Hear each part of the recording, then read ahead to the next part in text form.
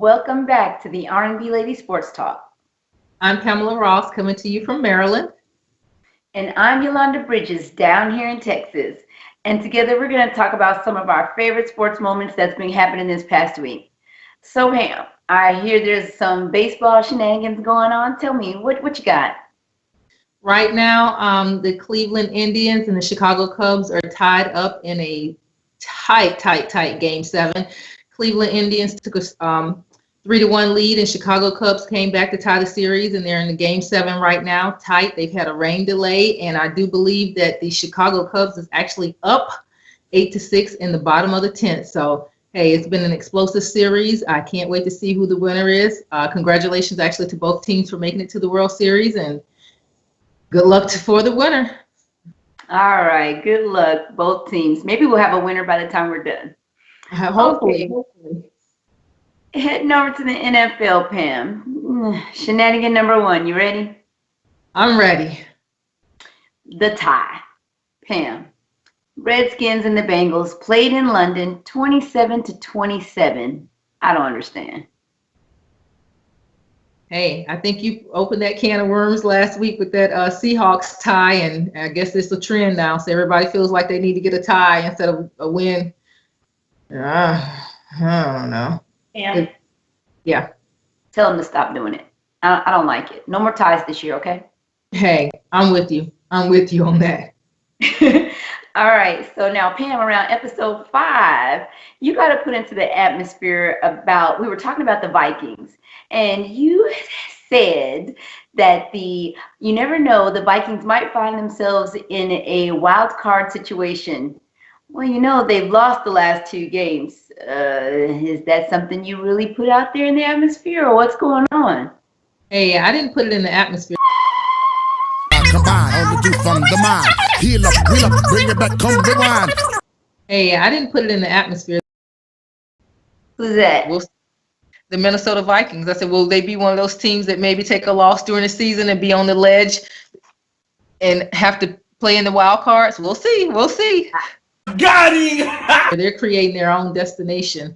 And with that ugly loss that they took on Sunday, hey, I'm not shocked that they're 5-2 right now. When their quarterback is getting sacked 5 and 6 times, the offensive line can't protect him, and they're not putting up any points, and defense isn't doing anything. Not shocked that they're 5-2 right now. But there's still a lot of football left. Maybe they'll secure a wild card spot, or maybe they'll be fishing at the end of the season. Who knows? I don't know. It's unpredictable. They are unpredictable. All right, so I'm really not going to talk about the Seahawks and the Saints. Yeah, we lost, but okay, whatever. But what Pam? Okay, but what I would like to talk about though, before we move on, can you please tell the offensive coordinator and the head coach that I don't like it when we only show up to play on the 4th quarter or in overtime. I'm going to need the same intensity level, that same pressure that you kind of feel when we're down and we need to win. I'm going to need that in the 1st quarter, the 2nd quarter, and the 3rd quarter, because I guess we ran out of gas and we still lost, even though they tried to play like an excellent post play or whatever the case may be. We still lost. So if you would have brought some of that energy at the beginning of the game, then we probably would have won. Okay, moving along. In rant. Okay, so Pam, let's talk about the Cowboys just for a minute, okay? Before I get off into that rant, Ezekiel Elliott. I feel like he is definitely going to be a contender for Rookie of the Year. I really think that he should get it. Take a look at this play right here. He's running the ball, and he's got 3 people trying to bring him down, and he's just like, get off me, like, oh, and I just, ooh, girl. Hey, listen, I have 2 words for that young man right now, beast mode. He is playing absolutely phenomenal. He is putting in the work for his team. He's getting it done on the ground for them. He's grinding and pounding, knocking off defenders, saying, hey, listen, I may be a rookie, but I am here and I'm making a statement. So I would not doubt if we see him as the Rookie of the Year. All right, so let's talk about the elephant in the room, Pam. The elephant in the room is this whole Dak Prescott versus Tony Romo. Now, there was a lot of buzz in the news last week because I guess Tony Romo is getting healthy, and now he's showing up to some of the practices. Is he going to play? Is he not going to play? Listen, I'm a conspiracy theorist, and I just want to put something out there that I don't know if anybody thought about. In the first few games of this year, Dak was using all of his offensive weapons. I mean, he was hitting up everybody. Now, what happened all of a sudden in Sunday's game? Man, he seemed like he was one-dimensional, tunnel vision. And I was like, this isn't what we've been used to seeing. Why does he keep trying to force all these passes to Des Bryant, who was being at times double covered? I didn't understand. So here we go. Here's my thoughts. One, is the offensive coordinator trying to sabotage Dak Prescott so that way they'll lose a couple of games so that way we now have an excuse to bring Romo back, because for the world, that's the only way that's going to make any type of sense, right? Or is that the Des Bryant come back and whisper something, in Dak's ear and was like, I need you to give me the ball. Okay, whatever it is, Dak, don't be bullied. Just don't be bullied, okay? Be strong, young man. Be strong. Yeah. Well, Des Bryant, he's one of those standout wide receivers, and he loves the attention like all the rest of them. I feel like he's a bit of a whiny puss at times, but he is a, phenomenal wide receiver. So maybe they're just trying to get him some plays. Maybe they're trying to break him in, get Dak used to going back to him. I personally think if it ain't broke, don't fix it. If you're making plays and you're, getting the job done with your other receivers and your running back, then hey, you're going to have to cut down the throws that you're making to Des Bryant, especially if you're forcing them into there, which will either cause an interception or incomplete passes. So I'm not sure. I'm not even 100% sure how or why they want to bring Tony Romo back at this stage in this season. I understand that, he keeps saying it's Romo's team, but we all know that Romo is just waiting for his next injury. So right. Okay, so Dak, if you're out there listening to me, look, I don't care what's going on in your ear and that little headset. And personally, I wish there was a turn off switch. So when they say something to you and you don't like what they're saying, turn the switch off. Just check, whatever it is y'all do to recall the play, Omaha, whatever it takes, honey. Just stay the course, baby. Because if so, then, Yeah. You're on fire today. Yeah, I'm not mad. I'm just like, come on, don't start changing up on me. All right, Pam, week 9, NCAA football. Let's go. Are you ready? I'm ready. Okay, baby, take a deep breath though for me. Just take one. I need you to be calm this week. Let it out. Feng shui. One more time. Deep breath in. Let it out. Beautiful, beautiful. Okay, are you ready? I'm ready.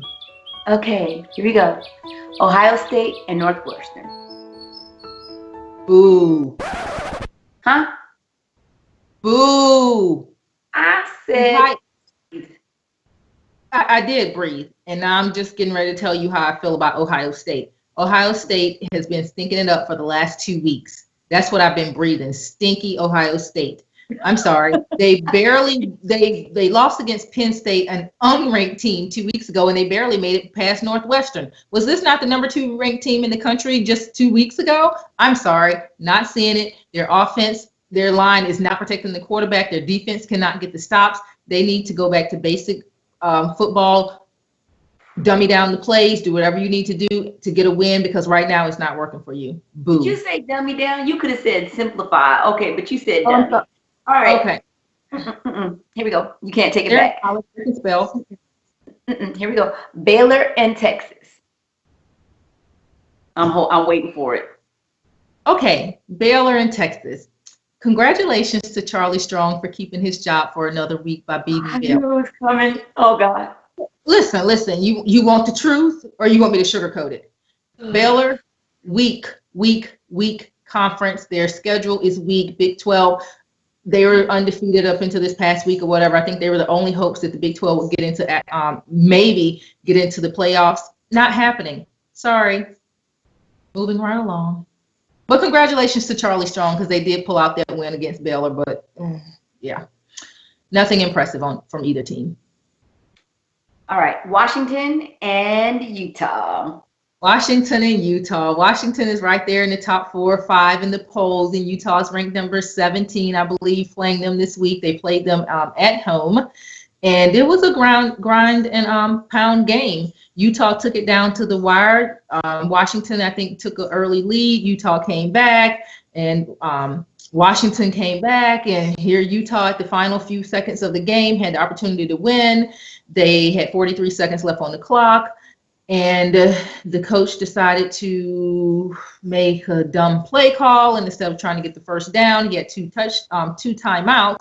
He decides to throw a Hail Mary on 4th down into the end zone. The quarterback slings the ball out of the back of the end zone, and what happens? Utah gets the win. I'm not mad about it.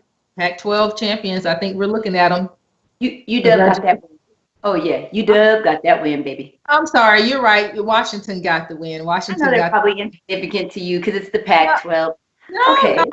Hey, listen, the Pac-12 is going to be there at the end of the season, I do believe. I'm not sure how far they'll go, but they'll be there. Hey, we're coming back stronger than ever. Clemson and FSU. Ooh, that was a showstopper right there. Clemson, FSU, ACC, big game. Clemson took the win. That was a back and forth. Clemson actually came out strong. They had the lead in the first, most of the first half. FSU scored right before halftime, got some momentum. They came out in the second half with that momentum and kind of pushed Clemson up against the wall. And what did Clemson do? They did what they do best. They came out fighting. They came back, took the lead with a couple of minutes left in the game. FSU actually drove down, I do believe, into Clemson's in the 35 yard line, and then they just fell apart. You know, they got a couple of big penalties. They got the quarterback was sacked on the final drive, twice on the final drive of the game. So, hey, congratulations to Clemson for pulling off that big win. I think that they're one of those teams that, know how to play in rough atmospheres. They've been down. They've been, the underdogs. They've been beaten, brutalized, but they know how to get that win, and that's what they did at FSU. I believe that's the first win that they've had there in a few years. And Deshaun Watson actually had over 400 yards of offense in that game, and the running back for FSU was very impressive. Dalvin Cook, watch out for this young man in the NFL in the next couple of years. He had 136 yards on the ground in the second half and finished with 169 yards. And I do believe he had 3 or 4 touchdowns in that game. So, hey, FSU couldn't get the passing game going, so they went to their run game, and their run game was working for them, but they just couldn't pull out that win against Clemson. So that was a phenomenal ACC matchup. We'll see, hopefully, Clemson in the ACC championship at the end of the year, but who knows? There's still several games to be played. All right. So is there any other NCAA game you want to talk about? Well, no, I'd like to talk about Alabama, but we had a bye, so we'll just keep it moving. No, we're not talking about them. Okay, so Pam, I know we've been itching to talk about the polls. They released the playoff poll today. The NCAA committee, the football committee, the playoff committee. I'm gonna get it right. The football playoff committee put a poll out today. What do you think about that poll? Well, I agree with a few of their, rankings and disagree with a few. I'm just going to run down the list. I'm going to go to the top 10. Number 1 is Alabama. Number 2 is Clemson. 3 is Michigan. 4 is Texas A&M. 5 is Washington. 6 is Ohio State. 7 is Louisville. 8 is Wisconsin. 9 is Auburn, which, by the way, I've been saying the last few weeks is a sleeper team, and they've trying to jump back up there in the polls on us, but we won't even get into that right now. And number 10, with the playoff committee's polls, is Nebraska. Now, the issue that I have with the committee's team polls is that, number 1, Louisville is at number 7. I'm not quite sure why or how they even came up with that judgment to place them that low under Ohio State. I want to say that because Louisville has only lost 1 game this year, and they lost to Clemson, which was ranked number 5 at the time. And I'm still not even sure why Clemson was ranked number 5, because they've done nothing but win. They haven't been pretty wins, but they've won nonetheless. So I'm not sure why Louisville is seated so low. Ohio State, number 6, really? They just lost 2 weeks ago to Penn State, which was even a ranked team, and then they barely made it past Northwestern this week. They've played Wisconsin and Oklahoma. I believe that's the only 2 ranked teams that they played on their schedule this year. They won, yes, but again, weak conference and terrible loss to an undefeated team. So I'm not sure why they're even ranked number 6 right now. I don't agree with that one. I'm going to bump up Texas A&M. Texas A&M just lost to Alabama last week. Okay, they lost to the number 1 ranked team. I'll give you that. Gotta give them that. I will give you that. But Washington is still undefeated, and they have played, I believe, 1 or 2 ranked teams in their conference. Although it's a weaker conference, they're still undefeated. So I feel like that number 4 spot should have gone to Washington. If you're going to rank them, I believe, Texas A&M should have been number 5, Louisville number 6, and Ohio State number 7. That's just I hate to say it because, I love UW, and I'm happy I'm happy at least on the AP poll. They still kind of have them at number 4. But, I got to tell the truth, Pam. Texas A&M's played a couple of ranked teams, 2 or 3, if I'm not mistaken. UW, we might have only played 1 ranked team. So do you feel like Ohio State should be ranked above Washington? They've played a couple of ranked teams as well, and they've lost. Well, I understand Texas A&M has the loss. However, I do want to see undefeated teams in the top 4. Don't give me somebody that has a loss. You're going to be dang on if you do, dang on if you don't, because, either we're going to do strength of schedule or we're going to do your perfect season or the better season. So, this goes back to what I was telling you before with the WNBA, hey, let's just take the best teams that had the best records. But, I guess that's probably going to be a conversation for another episode.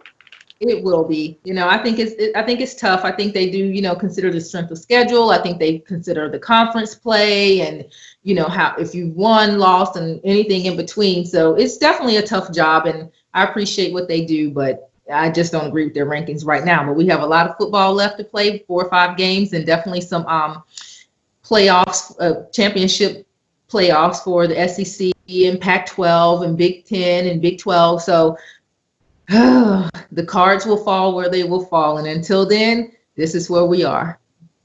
That's right. By any chance, do we have an update on the baseball game?